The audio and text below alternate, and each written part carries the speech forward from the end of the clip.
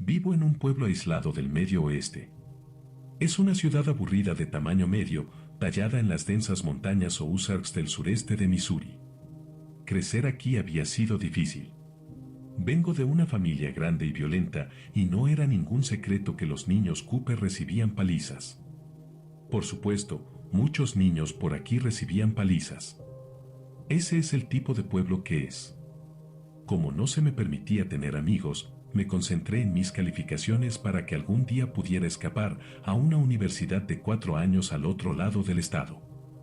Nunca pensé que después de graduarme, terminaría de regreso en Arlington. De haberlo sabido, probablemente me habría matado. A menudo, me preguntaba en qué momento había fallado en el camino. Tenía un futuro brillante y emocionante por delante, lejos de Arlington y de la familia de campesinos borrachos que había dejado atrás. Pero no parecía ser una sola cosa lo que me había traído de vuelta. Fue solo una serie de errores y mala suerte. No había una sola cosa a la que culpar, lo que lo hacía todo más frustrante. Enseñar inglés en un colegio comunitario era muy diferente a ser agente literario, que era lo que había soñado ser.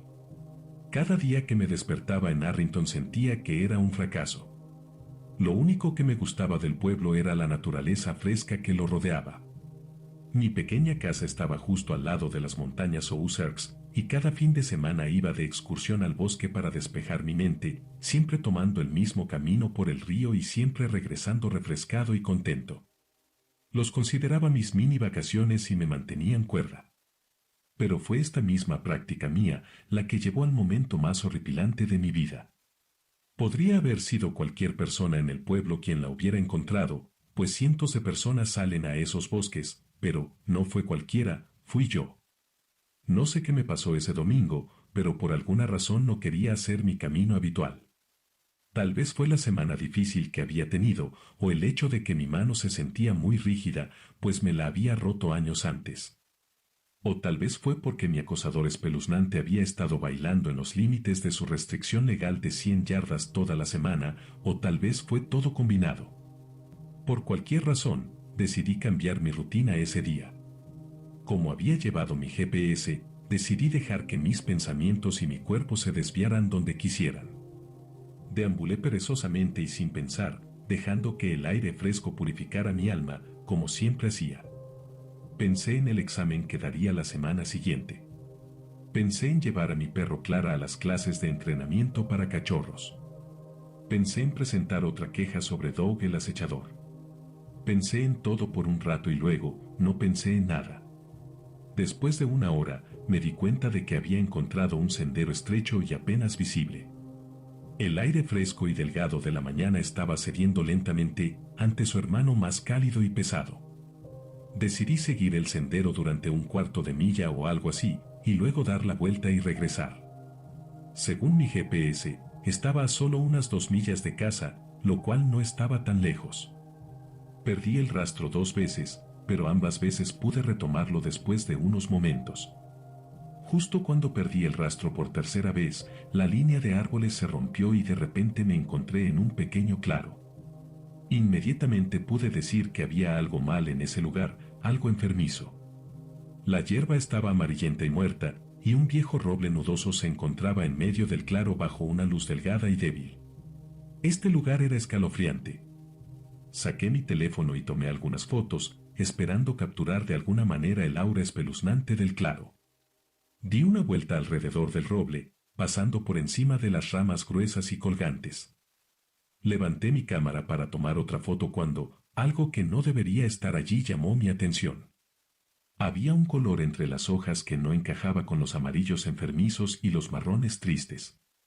Era un zapato rosa. Me acerqué, curiosa, y preguntándome si tal vez los niños usaban ese lugar para fumar hierba o beber. Pero cuando me acerqué, vi que el zapato era demasiado pequeño para un adolescente. Era el zapato de un niño pequeño, pero no solo eso, él también estaba ahí.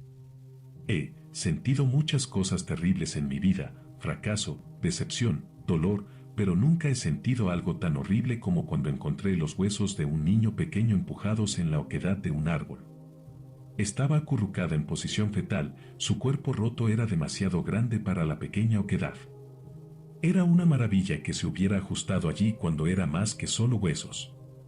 Su ropa se había ido en su mayoría, al menos del lado expuesto, y su cráneo tenía grietas e indentaciones enojadas. Vomitaba en el tronco del árbol y luego, avergonzada, corrí. Corrí las 2 millas hasta mi casa. La necesidad de compartir la carga de este conocimiento con alguien, cualquiera, era urgente en mí hasta el punto de la histeria. Cuando finalmente rompí la línea de árboles en mi propio patio trasero, caí exhausta sobre la hierba. Miré fijamente al sol, tratando de cegarme del recuerdo. Pero todavía podía ver a esa pequeña niña muerta. Cuando pude respirar de nuevo, saqué mi teléfono del bolsillo y llamé a la policía. Vinieron en cuestión de minutos y de alguna manera encontré la fuerza para levantarme y encontrarme con ellos en el camino de entrada. Les expliqué todo lo que había sucedido en frases cortas y ahogadas y les entregué mi GPS para mostrarles dónde estaba el cuerpo. Un oficial me envolvió en una manta y otro me trajo botellas de agua. Después de eso, todo sucedió bastante rápido. Me senté en mi cocina y observé por la ventana mientras se reunían multitudes y llegaban los medios de comunicación. El sonido de los helicópteros venía y iba desde arriba, tanto de la policía como de los helicópteros de noticias. Estoy segura. Miré por la cortina de la ventana, rezando para que las multitudes no pudieran verme dentro. Cuando el anochecer comenzó a caer, encontré a Doug entre la multitud de corresponsales de noticias y vecinos. Estaba al frente de la cinta de la policía y miraba tanto el espectáculo como mi ventana, con calma. Fue la primera vez que realmente violó la orden de alejamiento. Traté de encontrar a un oficial, pero en el camino solo encontré mi cama. El largo y emocional día dio paso a un sueño profundo y reparador. Cuando me desperté a la mañana siguiente, vi que las furgonetas de los medios de comunicación de St. Louis habían llegado y que la policía había establecido controles de carretera en mi calle. Ese día y el siguiente llamé al trabajo para decir que no iría y finalmente les dije que no iría el resto de la semana. Me quedé en casa y trabajé en mi novela, tratando de ignorar el circo que nuestra ciudad se había convertido. Identificar a la niña pequeña tomó casi 2 semanas, pero alguien en los medios la había llamado Sara. Vi el titular, quien puso a Sara en el árbol de Bear Oak, aterrizar en mi porche un día. Parecía que los medios estaban haciendo comparaciones entre nuestro caso y el de quien puso a Bella en el Witch ELM. Nunca recuperé el periódico. Finalmente, la oficina del forense emitió un comunicado en el que se identificaba a la niña de 6 años, se guardó su nombre mientras notificaban a la familia y se informaba que la causa de la muerte probable, aunque no concluyente, fue un traumatismo contundente. 2 días después me pidieron que viniera y diera una declaración oficial grabada al detective principal del caso. Repasé todo lo que podía recordar de ese día con extremo detalle, incluso viendo a Doug en la multitud. El detective asintió con la cabeza durante todo mi testimonio y luego, cuando terminé, detuvo la grabadora y salió de la habitación. Tamborileé con los dedos sobre la mesa y miré distraídamente la cámara en la esquina hasta que regresó 10 minutos después.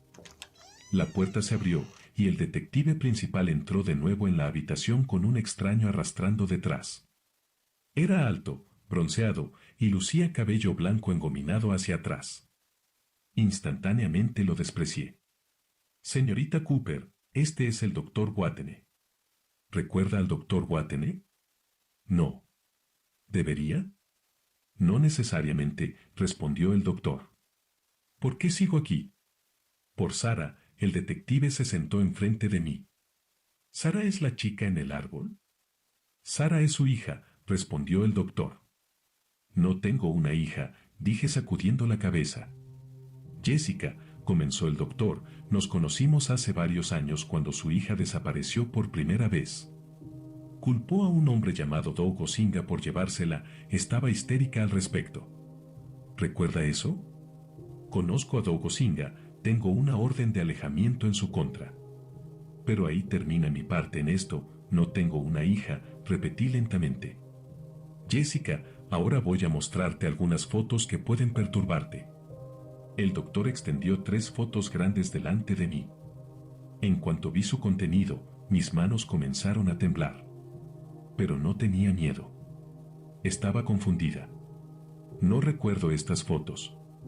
No sé quién es esa persona. Las fotos eran de mí, con una niña rubia de unos 5 años.